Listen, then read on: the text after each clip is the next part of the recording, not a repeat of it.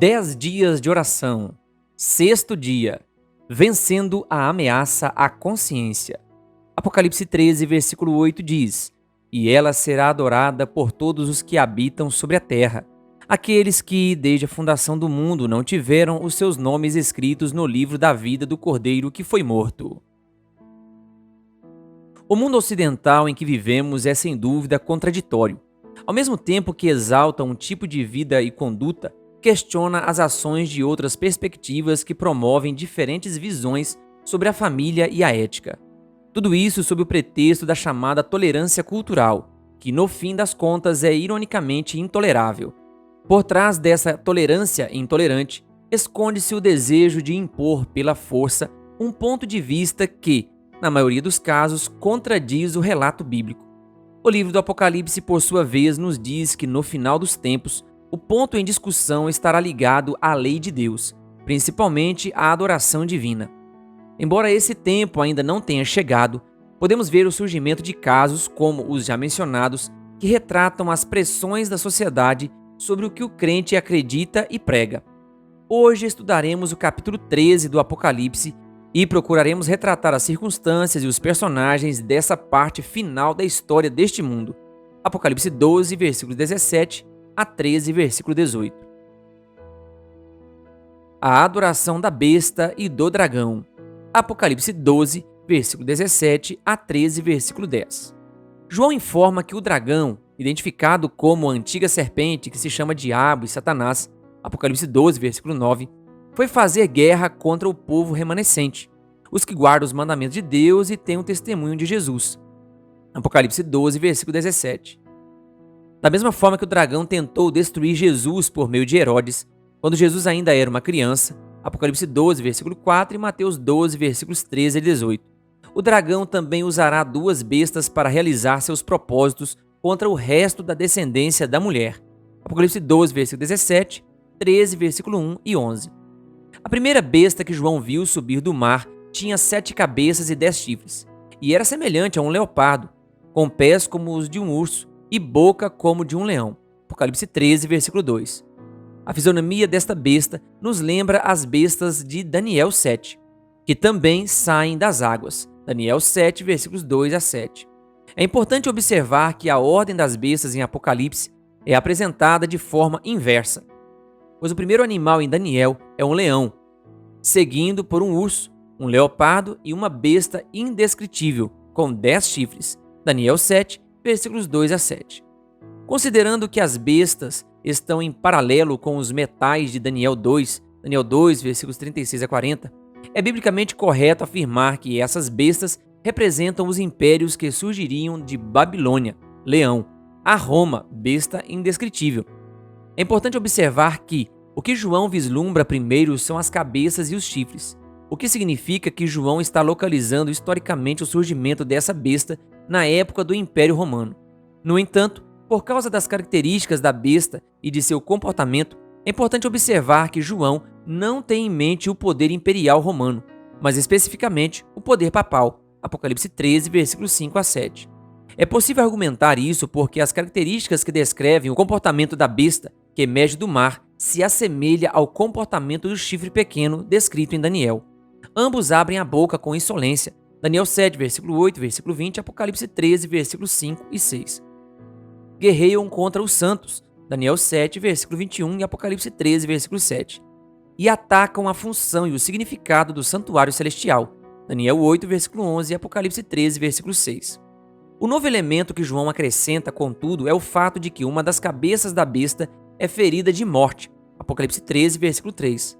Uma ferida mortal que depois é milagrosamente curada, imitando assim a morte e a ressurreição de Jesus. Apocalipse 5, versículos 6 e 9.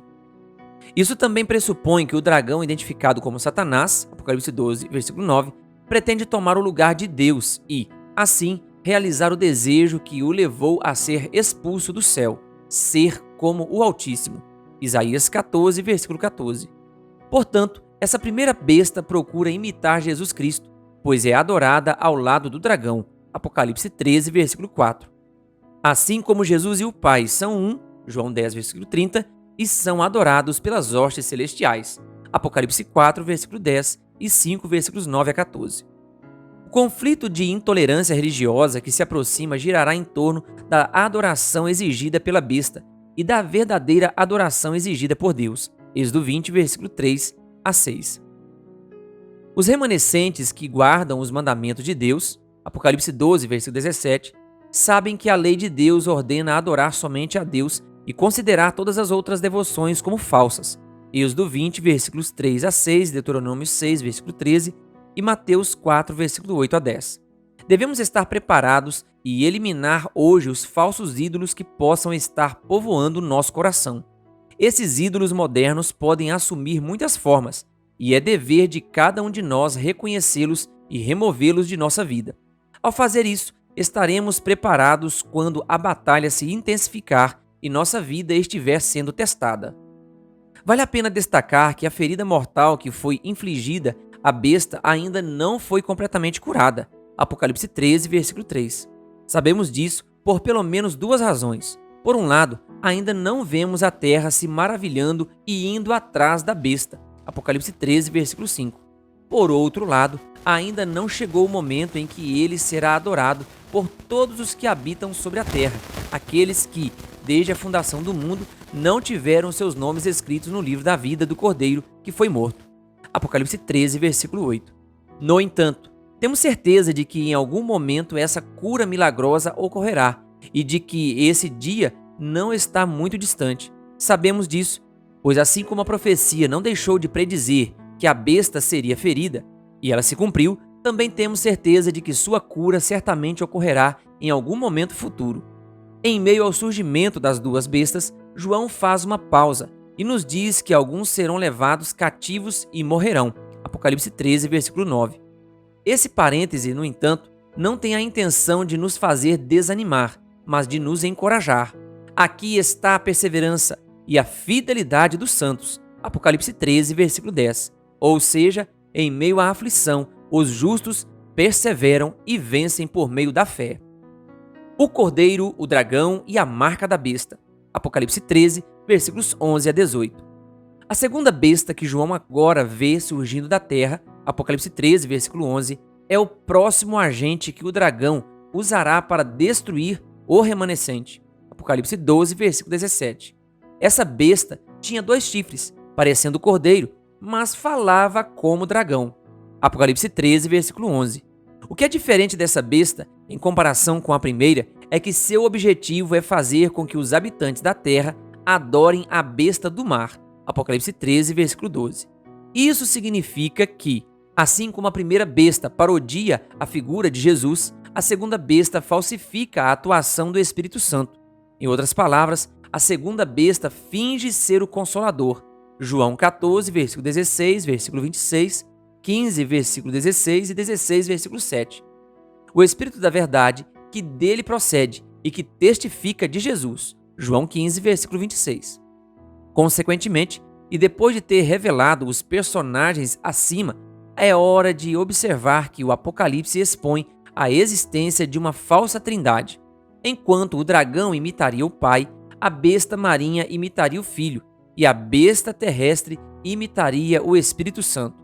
Isso significa que o engano será muito mais complexo do que imaginamos, o que claramente terá conotações religiosas. É significativo destacar que a atuação da besta terrestre ocorre somente quando a ferida mortal da primeira é curada. Apocalipse 13, versículo 12 e 14. Quando isso acontecer, e para convencer a humanidade a seguir e adorar a besta do mar, a besta que surge da terra opera grandes sinais, de maneira que até faz descer fogo do céu sobre a terra, diante de todas as pessoas. Apocalipse 13, versículo 13. Sua principal estratégia consiste em enganar os habitantes da terra, agindo como os profetas do Antigo Testamento, entre eles Moisés e Elias, que realizaram sinais maravilhosos diante de Deus e dos homens. Êxodo 7, versículo 11 a 12, 1 Reis 18, versículo 38, 2 Reis 1, versículo 10 a 14. Essa ação profética explicaria a razão pela qual João também chama essa besta de falso profeta. Apocalipse 16, versículo 13, 19, versículo 20 e 20, versículo 10. O que foi dito acima deve nos convidar a refletir sobre a importância de não sermos enganados pelo que nossos olhos veem, mas pelo que a palavra de Deus condena. Vivemos em uma sociedade cheia de falsos profetas que, por meio do engano, querem que pensemos que nossa fé na palavra de Deus está errada. Assim como os ensinamentos céticos do agnosticismo, o espiritismo opera sob a bandeira da dúvida bíblica e promove uma atitude intelectual e religiosa que busca destruir nossa fé no Deus verdadeiro. É essencial que nosso estudo das Escrituras Sagradas nos impeça de tais tentações e que a presença do Espírito Santo seja uma realidade diária em nossas vidas. É transcendental reparar que o foco dessa parte do relato novamente tem a ver com o ato de adorar a primeira besta, Apocalipse 13, versículo 12. E não deveria nos surpreender que o principal promotor dessa falsa adoração seja a besta que surge da terra, Apocalipse 13, versículo 12 e 15. Aqui, no entanto, a história assume um tom diferente e certamente dramático. Pois, assim como durante a Idade Média, os papas romanos perseguiram aqueles que pensavam de forma diferente, Apocalipse 13, versículos 5 a 7, e não os seguiam, o mesmo acontecerá no futuro quando a ferida mortal deles for curada. Apocalipse 13, versículo 3, versículo 12 e versículo 14. A implementação de uma marca, Apocalipse 13, versículo 16, e a construção de uma imagem, Apocalipse 13, versículo 14 e 15, são os artifícios que a besta terrestre utilizará para cumprir sua missão. A imagem criada pretende imitar a criação do homem, Apocalipse 13, versículo 15, que passou a existir quando Deus soprou em seu nariz o sopro de vida, Gênesis 2, versículo 7. Não podemos negligenciar o fato de que a imagem da besta tem a habilidade de falar e matar unicamente quando lhe é permitido receber o sopro da vida, Apocalipse 13, versículo 14 a 17. Isso implica que a imagem, no contexto deste capítulo, evoca o ato da falsa criação e, portanto, aponta para um falso criador. O significado da imagem e da marca, Apocalipse 13, versículos 11 a 18. Em termos concretos, a criação da imagem da besta representa o colapso de qualquer tipo de tolerância civil e a anulação certa do limite legal que separa as esferas estatal e religiosa. Em outras palavras, o Apocalipse prevê que, em algum momento da história do nosso planeta, leis contrárias à lei divina serão impostas, e aqueles que ousarem recusar-se a segui-las serão perseguidos e mortos. O estabelecimento de uma marca, cuja obrigação abrange toda a esfera social e econômica, permitirá que os indivíduos exerçam sua liberdade sem impedimentos. Apocalipse 13, versículos 15 a 18. Aqueles que se recusarem a fazer isso se tornarão escravos e párias sociais e, como mencionado, dignos de morte. Apocalipse 15, versículo 15. O significado da marca tem como principal paralelo o selo de Deus, o que Deus coloca sobre aqueles que lhe pertencem. Apocalipse 7, versículo 3 e 14, versículo 1. Desse modo, a marca da besta funciona como a falsificação do selo divino e procura parodiar a presença e a vontade do Criador na testa e na mão daqueles que a recebem. Apocalipse 13, versículo 16, ver também 7, versículo 13 e 14, versículo 1. Se tivermos em mente que a imagem emula a falsa criação divina, a marca da besta funciona simbolicamente como a imposição forçada de um dia que imita o dia que Deus estabeleceu como memorial da criação. Gênesis 2, versículo 1 ao 3 e Êxodo 20, versículo 11. Esse dia é o domingo, o primeiro dia da semana, um dia falso, pois o único dia que Deus abençoou e santificou foi o sábado. Entretanto, para que o domingo assuma a conotação que mencionamos e se torne a marca da besta, a ferida da besta marítima deve primeiro ser curada. Em seguida, deve haver uma configuração política que forçosamente implementa leis e regulamentos humanos e que, dessa forma, torne possível impor um dia de guarda sobre o outro. Não há dúvida de que esse momento chegará e, por isso, deveremos estar preparados. O quadro pintado por João retrata vividamente uma ameaça real à liberdade de consciência. O mundo ocidental, com algumas exceções, desfruta do direito de escolher a crença religiosa e descansar de forma livre e consciente no dia em que decidiu fazer isso. Não está longe o tempo em que esse direito nos será tirado e seremos pressionados a seguir o caminho da maioria daqueles que apoiarão a besta.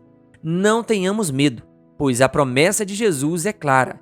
Ele estará conosco até o fim deste mundo. Mateus 28, versículo 20. Conclusão.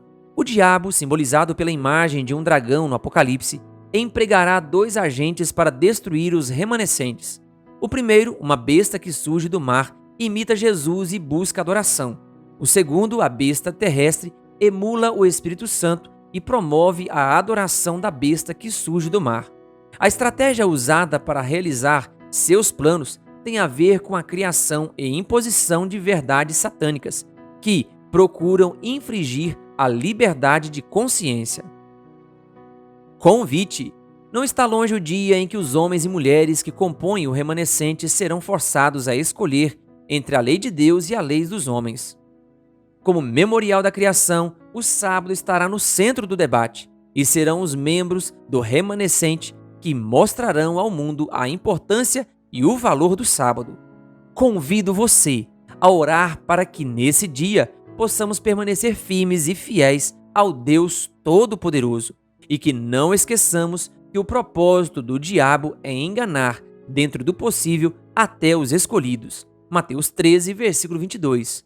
Por essa razão, não deixemos de orar e preparar nosso coração para que esse dia não nos surpreenda como um ladrão. 1 Tessalonicenses 5, versículo 4. Querido ouvinte, que Deus lhe abençoe. Se você ainda não é inscrito no canal O Bom da Bíblia no YouTube, se inscreva e ative o sininho das notificações. Canal O Bom da Bíblia, compartilhando a Palavra de Deus.